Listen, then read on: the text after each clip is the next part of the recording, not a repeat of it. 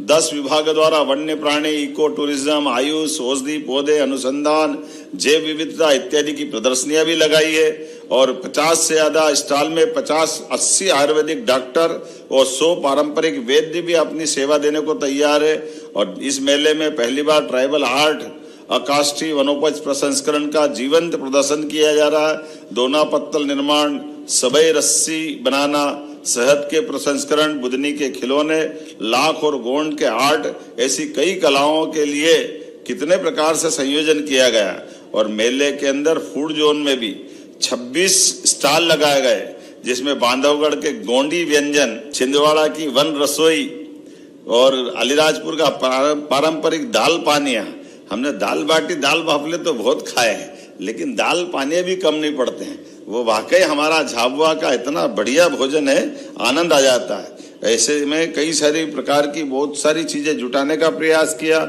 हमारी सरकार भी प्राथमिक वनोपज सहकारी समितियों को, जिला यूनियनों को, अनुसूचित जाति जनजाति पिछड़ा वर्ग को आर्थिक रूप से सशक्त बना रही है।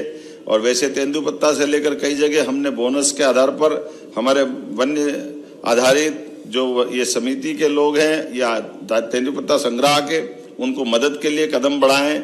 आज 32 लघु वनोपज की न्यूनतम समर्थन मूल्य 25% की वृद्धि ये ट्राइफेड के माध्यम से की जा रही है। मैं एक बार फिर अपनी ओर से इसलिए भी बधाई देना चाहता हूं, जहां मैं बात कर रहा हूं वहां राता पानी अभयारण्य डॉक्टर विष्णु श्रीधर वाकणकर हमारा अभयारण्य है, जोरदार अभिनंदन करें। भोपाल का ये हमारा टाइगर भी, अब टाइगर रिजर्व पार्क भी बहुत अद्भुत ऊंचाई हासिल कर रहा है। उसी प्रकार से माधव नेशनल पार्क भी उसी प्रकार से जरा ये नवा है। और सागर जिले में अब भीमराव अंबेडकर अभयारण्य, श्योपुर में जहानगढ़ अभयारण्य की स्थापना, चीते हमारे परिवार बढ़ाते बढ़ाते गांधी सागर तक पहुंच गए। और हमने अगला इसी जुलाई तक का टारगेट 2026 में नौरोदही अर्थात रानी दुर्गावती के नाम पर जो अभयारण्य बनेगा, जहाँ एक साथ टाइगर, चीता, तेंदुआ, ये सब प्रकार से हमारा वन समृद्ध होगा।